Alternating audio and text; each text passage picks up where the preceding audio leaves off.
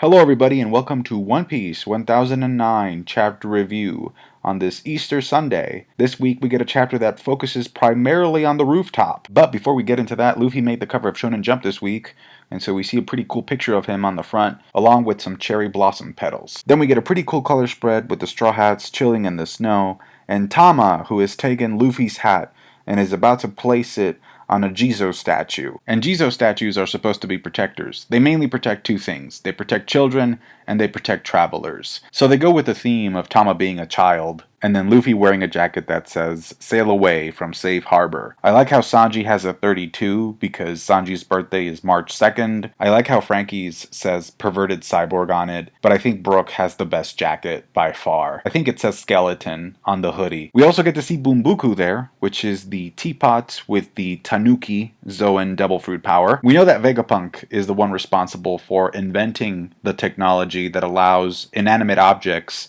to consume devil fruits. So I really wonder what Bumbuku's story is, but in the meantime, fun fact about Bumbuku, you see that thing that he's standing on that kind of looks like a towel or a cushion? Well, it turns out that that is actually his scrotum. I wish I was kidding, but I am not. Here's the SBS where Oda confirms this. Apparently there's this whole thing in Japanese folklore about how Tanuki have really big compartments down there. If you head on over to Google Images, you'll see some of the old school Japanese depictions / art of this thing. Also, if you go to episode 929, there's a short scene with Bumbuku, and you get to see him flip over because he's in pain because of where he's been standing. It's a pretty painful, ridiculous situation. The Beast Pirates appear to be failing to put out the fire that Orochi started, and so that kind of supports the idea that I had in the last video about a bigger force showing up with water to extinguish the flames. The Scabbards run into Orochi, and Fukurokuju says that the Scabbards were not aware that Orochi had been quote-unquote killed by Kaido, which is true because when Kaido decided to slice Orochi up, the Scabbards were actually outside fighting Kanjiro. And so that explains why the Scabbards think in this chapter that it's a good idea to slice Orochi's heads off, because they weren't able to see what had happened with Orochi before, where he lost his head once and now he's back. So the Scabbards don't know that. If they had known that, I'm pretty sure they would have tried something else. So once again, Orochi has lost his head, which means he's going to come back. And I think this kind of sets up an explanation from Oda, because one of the things that we didn't get last time was how Orochi survived, specifically. I mean, we have theories about his fruit being sort of like a hydra where he just kind of continues to sprout heads. It could be that his fruit is awakened, and that's what it allows him to do. But as of right now, all of that is fan speculation. Those are just theories. So Oda needs to give Orochi a panel where he explains the mechanics of his devil fruit. I've said this before, but I would really like Orochi to fight Usopp. I think that would be a really cool, creative fight, because they're kind of the schemers and liars of their own respective groups. And so now that Orochi is back, I really hope that that's something that can happen here. The Scabbards walk away, and I was really happy because a prediction I made last week actually came true this week, because Raizo stays behind to confront Fukurokuju. We know they're both ninjas, we know that they were rivals, and that Raizo used to belong to the Oniwa Banshu, so it just makes perfect sense. And again, it just kind of comes down to Oda wanting to give an individual task to each of the Scabbards. Last week I mentioned that the chapters that are not rooftop chapters have a name pertaining to characters that are inside of the skull, inside of the dome. So I guess what I'm saying is prepare yourself for a future chapter titled Raizo of the Mist. We all know it's coming. We head to the top of Onigashima, and one of the things that I noticed about Big Mom is that pretty much since the last page of the previous chapter, she pretty much has her fiery hair activated throughout. And I'm mainly mentioning this because by the end of the chapter, as we see her fall, you can clearly see that her hair is still on fire. So couldn't she use that fire from her hair to create a new homie so that she could fly? Because we've seen that she can ride Prometheus, right? So maybe she can use that fire on her hair to save herself. This chapter also highlights something that I feel like a lot of us already knew, but I think it's important to remember, and that's the fact that if you have stronger haki than law, then you can resist the effects of the Opi Opi no Mi. So for example, right, in Punk Hazard, Smoker tells Toshigi not to go up against Law because her haki isn't strong enough, and so she won't be able to resist the effects of Law's room. And so Toshigi gets cut, her and Smoker get defeated, and then Law switches their personalities because, again, their haki wasn't strong enough. The same principle applies to Dofi. Law activates a room in Dressrosa, and because Doflamingo's haki is stronger than Law's, he can resist being cut inside of Law's room. So that's why Law was never able to switch Dofi or the Yonko into somebody else's body, or anything like that. One of the questions I've always had is, where do people put Law in relationship to Sanji? Because I think I know where most people stand when it comes to Zoro versus Sanji, but Law versus Sanji, not so much. And so I kind of go back to that scene in Punk Hazard where Law is very clearly able to use his power on Sanji to transplant Sanji's personality, which at first glance, I think that would seem to suggest that Law's haki was stronger than Sanji's in that moment. Or maybe it could just mean that Law caught Sanji off guard. So let me know what you think. We know that Law eventually was able to cut Virgo, and so we also got a match between Virgo and Sanji. So what do you think that says about Sanji's haki in comparison to Law's haki? Upon further inspection, it turns out that Law being able to switch Sanji's personality doesn't really say much of anything. I think there's enough evidence in the text, in the manga, that shows that in order for Law to be able to manipulate you or switch you around inside of his room, you have to offer very little resistance. So you either have to let him do it, you have to be caught off guard for him to do it, or he has to be stronger than you. So it could be all of the above, and I'll give you an example of each case. So in this chapter, we see how Law switches Killer, Kid, Zoro, and Luffy away from the attack of the Yonko. So that's an example of them allowing Law to get them out of the way, right? So if you allow Law to do that thing, he'll switch you out. The other one is if you get caught off guard. And we have examples of this in Dressrosa, where Law switches Doflamingo twice, actually, in the arc. The first is when Dofi is about to attack Sanji. Law switches himself. Well, actually, it's Law and Caesar, but Law actually has, like, Caesar's heart. And that's how he's able to sort of, like, manipulate Caesar to just go along with him, right? So Law switches himself for Dofi, and that way Sanji doesn't get hurt. So that's one example of Dofi being caught off guard because his attention was only focused on Sanji in that moment, and Law was able to switch him. And then later on in the arc, we also have the Red Hawk moment where Law also catches Dofi off guard and is able to switch himself away from Luffy and switches Dofi in to receive Luffy's attack. So Law needed to catch Dofi off guard to be able to switch him. Because when Law is fighting Dofi 1v1 and Dofi's attention is on Law, Dofi blocks his stuff. So that's a pretty good example of somebody who has stronger haki than Law being caught off guard and Law being able to switch them because they were caught off guard. And then the other option is if the character is actually weaker than Law, like Toshigi. Toshigi was weaker, therefore Law could manipulate her. So you either let him do it because you're friends with him or something, you get caught off guard and he does it, or number 3, you're just weaker than him. Those are the 3 options. So we can't really say anything about the Sanji thing, because in that moment, Sanji was very clearly caught off guard. Big Mom says that she wants to try a combined attack with Kaido, and then Luffy uses Future Sight to warn the others that this thing is going to be freaking disgusting. And it's interesting because the attack they end up doing is very clearly a reference to Hakoku sovereignty, which we saw Dory and Bragi do back in Little Garden. And we already knew that Big Mom had ties to Elbaf, but the fact that Kaido is also able to shoot this attack along with her, plus the attack that he does later on in the chapter, really got me to think, for the very first time, actually got me to reflect and think about what we know about Kaido's history.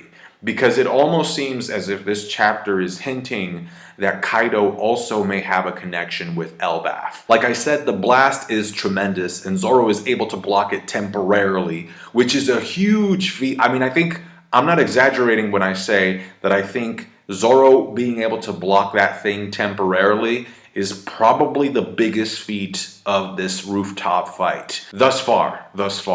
I mean, obviously, I think there are bigger feats to come with like Luffy and maybe Kid. Obviously, the objective here isn't to fully block it because he can't. Like, he can't, it's impossible. But just the fact that he's able to hold it for as long as he did to allow Law to switch everybody out of there is just super impressive. So I think this chapter makes it obvious that if it weren't for Zoro and if it weren't for Law, this fight would be over. Now, despite Zoro and Law saving everybody, I do think the Alliance took a big fat L. Because even by the end, even though they're successful at separating the two Yonko, just the mere fact that they need to separate them is basically them admitting, yeah, we can't really do anything against these two together. Even having all 5 of us together isn't enough against these two.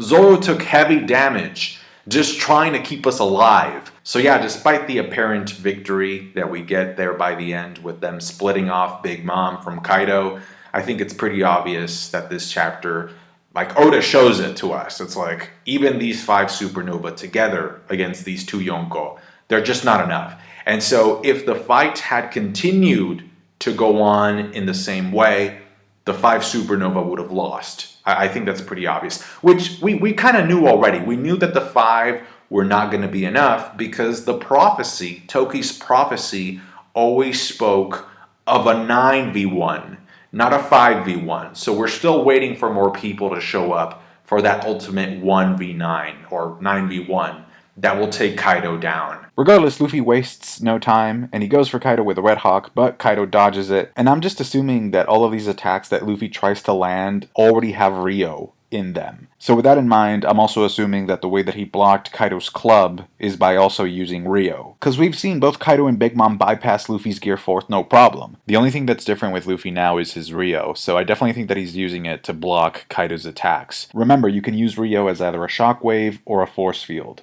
defensively or offensively. Yet even then, even with Luffy using Rio, the difference between his Haki and Kaido's Haki is still pretty significant, as we can see from his hands. Armament Haki-wise, the gap between Luffy and Kaido right now is similar to the gap that Luffy's Haki had against Katakuri's Haki in the beginning of their fight. Another thing is the comment that Luffy makes about Kaido dodging. It goes back to last chapter where he said that even though they're Yonko and they seem invincible, like, our attacks must be doing something because they're still human at the end of the day. And so I think that's going to be foreshadowing to something that happens to Kaido later on, because back in Enies Lobby, Lucci actually takes a direct hit from Gear 3rd, and at first it appears that it actually didn't hurt him, but then later on, there's an opportunity for Lucci to actually finish Luffy off, to actually kill Luffy, and he's about to, but he can't finish Luffy off because he begins feeling the pain from the Gear 3rd attack. So the pain reaction was delayed, but he still felt it, and he felt it so much that the damage actually stopped him from attacking. So it could be that we see a delayed reaction happen here with Kaido as well in the future. After that, Kaido uses his hybrid form version of Bottle Breath, and Luffy is able to dodge it successfully, so he jumps up into the sky and begins charging up his club by spinning it like a helicopter. Then he comes down on Luffy with this massive Haki attack, which reminds me a lot of the way that Edward Newgate looked when he was fighting Roger. Now, we don't get to see Luffy after the attack lands. That's actually the last time we see Luffy in this chapter, but based on Zoro's reaction and how he goes on to attack Big Mom, I'm assuming that Kaido's attack didn't KO Luffy, because if he had been knocked out, then Zoro's reaction would be different. I just want to go back to Zoro blocking the double Yonko attack here for a moment, because you know that what you did is impressive when Kid says thank you. Kid says, it's a real feat you blocked that, if only for a second. Thanks, man. So he actually blocked it for a second. Now, the attack that Kaido uses on Luffy, the official translation calls it Conqueror of 3 Worlds, RAGNAROK. And so I think there's a couple of references in this attack name, obviously. The first one is, the spinning motion that Kaido does with his club, right? Like the fact that he calls it 3 Worlds, that automatically reminds me of Zoro's Sansen Sekai. And so if you remember, Zoro does the same thing that Kaido did in this chapter, because he starts spinning his swords before the attack. And so there's 2 things that connect Zoro's Sansen Sekai to what Kaido did in this chapter. The first one is obviously the spinning motion of the weapon, and then the second thing is the word 3, because Sansen Sekai means 3,000 worlds. So Kaido says 3 worlds in this chapter, and then Zoro uses 3,000 worlds. So the 3 in the spinning motion are connected. And so I kind of want to know where this technique actually came from, like where they learned it, where it originated from. I mean, I'm assuming that it must have come from a samurai in Wano and that it got passed down to Zoro via his teacher, because we know that Zoro has ties to Wano, and we know that Kaido has obviously been ruling Wano for a while now. And then the second part of the name of Kaido's attack is RAGNAROKU. And so we know that the word Naraku in Japanese means hell or Hades. And so that's the name of the chapter. But then the word Ragnaroku is also another way of saying Ragnarok. And so, of course, if you've seen Thor Ragnarok, or if you have some knowledge of Norse mythology, you know that Ragnarok is supposed to be this final apocalyptic battle in Norse mythology. And so, of course, we know that Elbaf and the giants are all connected in some way, shape, or form to Norse mythology. We know this because of Loki. We know this because of the way they dress, like Vikings and all that stuff, the type of ships they use, all those things. And then when Kaido is about to do the combo attack with Big Mom, Kaido tells Big Mom, "I trust your core hasn't gone weak with age, old woman." So he knows how to perform the technique. It's so obvious that this is not the first time they've done this, that they've performed this attack together. So the question is, did Kaido go to Elbaf at some point? I wonder if he went there with rocks. So yeah, I do think that this chapter kind of adds to the Elbaf hype, because you have Kaido knowing how to perform that giant technique with Big Mom. He knows that you have to use your core to be able to pull it off. And then he also uses the word Ragnarok to name his attack. So this chapter really made me think that there could be a connection between Kaido and the Elbaf giants that we didn't think about before, or that I at least didn't think about before. Kid and Law come up with a strategy to trap Zeus inside of a metal box made by Kid, which kind of reminds me of what Law was doing back in Punk Hazard, where he would trap people's hearts inside of these cubes. Except now, instead of trapping people's hearts, he's trapping a part of Big Mom's soul. Pretty sure that box is going to find its way over to Nami at some point, because she did say that in order to defeat Ulti, she would need stronger lightning. So maybe Kid drops the box, or sends it over to her at some point. Zoro and Killer rush in. Zoro splits Prometheus through the mouth, and then Killer slices Napoleon away from Big Mom. So she falls and cracks the floor because she's so heavy, and then Zoro goes ahead and uses the fire slicing version of Santoryuogi Rokudo no Tsuji. Basically the same attack that he used to cut the Kraken on their way to Fishman Island. I like the chess move that Kid pulls in this chapter, where he shoots his harpoons at Big Mom, and obviously they bounce off her, and so she takes it as an opportunity to grab Kid and slam him into the ground. And so just from a visual aspect, I think it's kind of cool that we get like both Yonko literally slamming both Luffy and Kid into the ground. Kaido slams Luffy into the ground, and then Big Mom slams Kid. So Oda really wants to keep that rivalry alive in the back of our minds. So yeah, it turns out that Kid's first attack was kind of a fake. What he really wanted was for Big Mom to get close enough to him so that he could attach his metal arm to her and then used repel to send her flying. So it's kind of cool to see that Kid can be cooperative. He can be a team player when he really wants to. I kind of wonder though, if before Zeus gets to Nami, could there be a way in which the Supernova use Zeus to their advantage? Like, could Kid, who uses electromagnetism, could Kid use Zeus to charge up his attacks? Could Law use Zeus to charge up his electric attacks as well? Because he uses like attacks like counter shock. So I wonder if like they could use Zeus for something. After that, Law uses tact to push Big Mom away with a giant boulder. And I think that if I were in Big Mom's shoes, like if I was getting pushed by a giant rock, like my first reaction would be to punch the rock to shatter it so that I don't get pushed off the skull. And so I kind of wonder like why she didn't do that. I mean, Law could technically lift up a warship with that ability, but still, given what we know about Big Mom's strength, about her power, I think she should have been able to bust through that boulder, just bust it into pieces. But she doesn't do that, and she apparently is falling into the ocean. Now, is this the return of Olin? I certainly hope not. In fact, I really hope that this is just Oda trying to psych us out on purpose. Like maybe he wants us to believe that this is the return of Olin when it's really not. Because there are several things that could happen to prevent her from actually hitting the water. The first is, as I said, maybe she can use the fire on her hair and create a brand new homie. We also talked about the possibility of Sunisha showing up sooner or later, so maybe Big Mom falls onto the elephant. Or maybe the Big Mom pirates finally made it up the waterfall and she falls on her own ship. I remember just recently we got a panel of the island moving close to Mount Fuji, so it could very well be that the island isn't really floating above the water anymore. Maybe she actually falls on land, because that's where the island is now. I think it's very deliberate that Oda didn't give us a full view of where she's actually falling towards. I think that information was omitted on purpose from the end of the chapter. So yeah, Oda really tried to hide that information from us, which I think means that she'll be fine. Like, she'll find a way to not fall into the water. I watched the anime episode yesterday, and it was the He Laughed episode, where he finally gets to Laugh Tale.